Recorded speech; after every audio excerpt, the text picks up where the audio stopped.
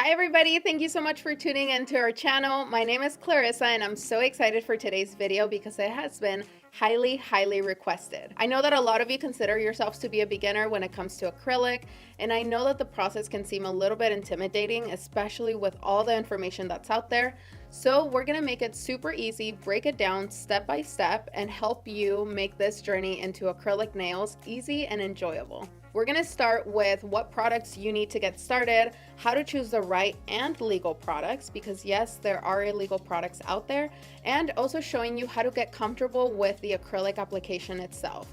There's a lot to learn, like the liquid to powder ratio, how to build the perfect bead, and we're gonna make it super easy in this video.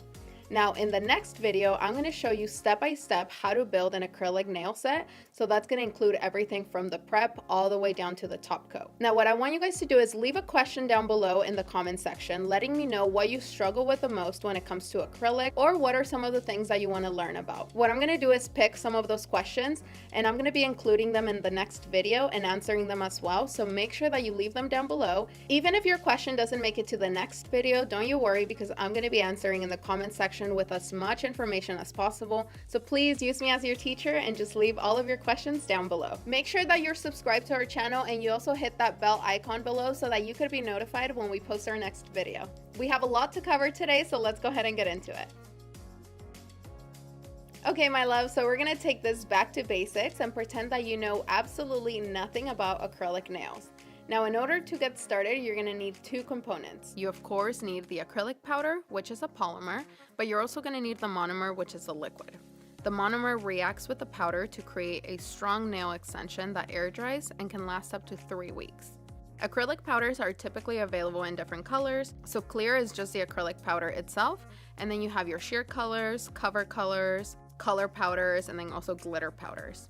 Clear is used for almost every single set and is going to have the strongest adhesion, so I actually have a great pro tip to share with you guys later, so make sure you stay tuned.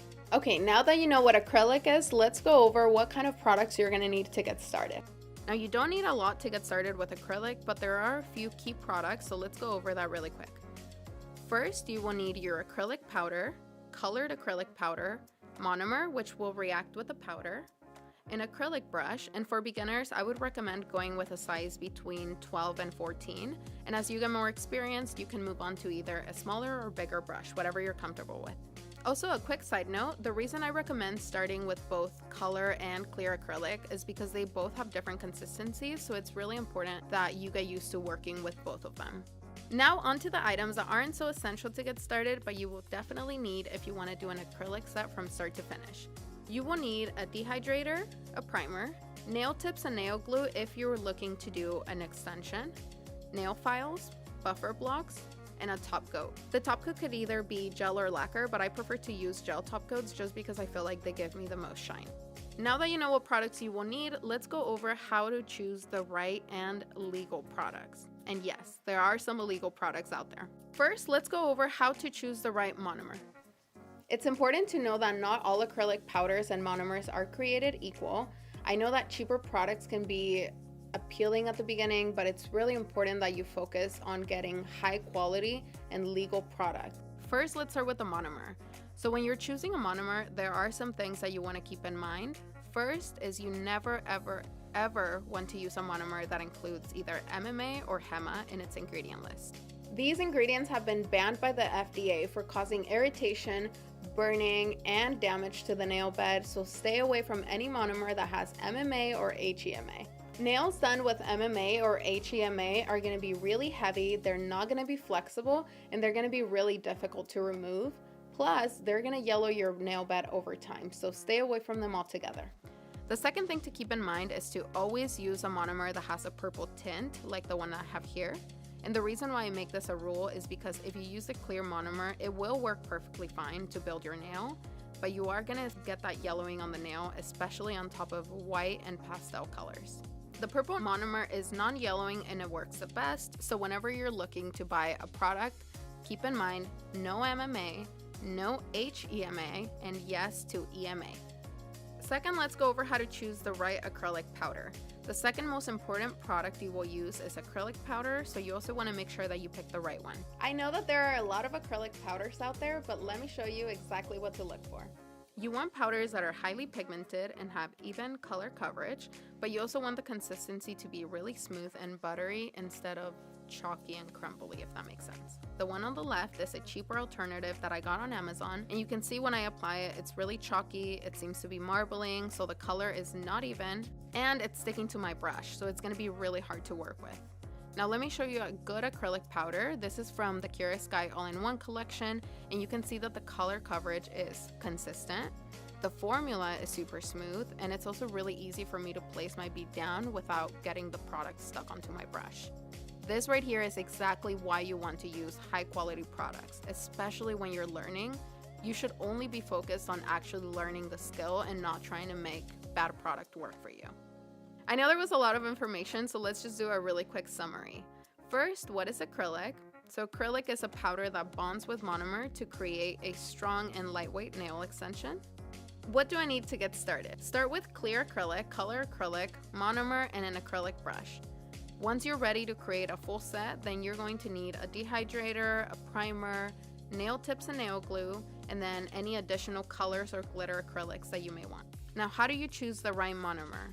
So you want to avoid MMA and HEMA monomers and make sure that you choose EMA and make sure that it also has a purple tint to avoid the yellowing. When it comes to choosing the right acrylic powder, you want to look for a smooth and buttery consistency and avoid cheap, runny, or chalky powders. Now that we know the basics, what we need, and how to choose the right products, it's time to learn about the actual application. Make sure that your monomer stays clean throughout the entire process, so if it starts to get a little bit thick, gummy, or cloudy, it's time to change it. So first things first, let's go over the liquid to monomer ratio and the different type of beads that you're gonna get. One thing that I find common with beginners is that they always use a lot more monomer than they really need. So this is why I recommend you start with a smaller brush, but it's also something to keep in mind as you begin to practice. If you have too much monomer on your brush, you will have a really runny and watery bead, just like this one that I have here.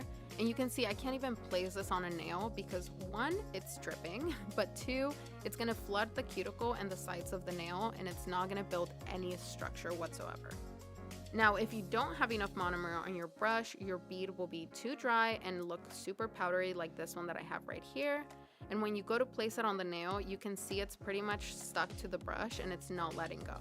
So the right liquid to powder ratio is super important, and this is the first thing that you want to master when you're learning how to do acrylic. Now, because that's something that you can't really measure, it's something more that you have to keep practicing and just feel it out. You are going to have to practice a lot and end up with 100 beads before you can be consistent and perfect it, but once you get it down, application will be so much faster and easier. So here's what I have found that works for me. I dip my brush into the monomer and I wipe it against my dappen dish about half of the way. Then I dip into my acrylic at about a 45-degree angle. Now you don't want to go in like this or straight in like this. So wet your brush, and at a 45-degree angle, I'm going to tap the brush into the powder for 1, 2, 3, and then flip it over. And once it's glossy like this, then it's good to go. So what exactly makes for the perfect bead? The perfect bead looks like a perfect sphere. It's glossy all around and it also sticks to the brush, just enough to stay in place, but not a lot that you're struggling to place it onto the nail. Acrylic beads come in all sizes, so you can have big beads, little beads, medium beads. It all depends just on how comfortable you are and what works best for you. Regardless of the size, your bead should always look glossy and have that perfect liquid to powder ratio that we talked about. Let me show you my trick to getting the perfect bead every single time. So for a large bead, I like to wipe the side of my brush against the dappen dish about a quarter of the way. This will drain just enough liquid to make sure that I don't have a really runny bead. And then I'm going to tap 1, 2, 3, flip it, and then just watch it get glossy. For a medium-sized bead, I wipe the side of my brush about half of the way, and again, I just tap it 1, 2, 3, and there you go. It's perfect and glossy. For a small bead, I wipe almost like 75% of the side of my brush against the dappen dish, and I keep the liquid on the tip of my brush so that I can pick it up without it being too dry. I don't want the monomer to have to make its way down to the tip of the brush. I just want it to be concentrated there already. And then I'm going to tap 1, 2, 3 again, and there it is. Another perfect bead.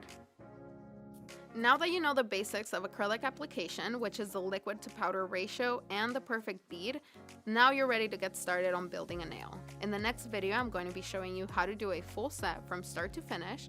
Plus, I'll be sharing 2 techniques that are a game changer for beginners and will cut down the time it takes you to build the perfect nail. And there you have it, besties, everything that you need to get started with acrylic nails. Now it's time to go off and practice, but before you do, make sure that you hit that subscribe button down below so that you could be notified when we post. And as I mentioned earlier, make sure that you also leave your questions and comments down below. I'm going to be answering them in the next video, so if you want to get featured, comment down below. Thank you so much for watching, besties. We'll see you soon.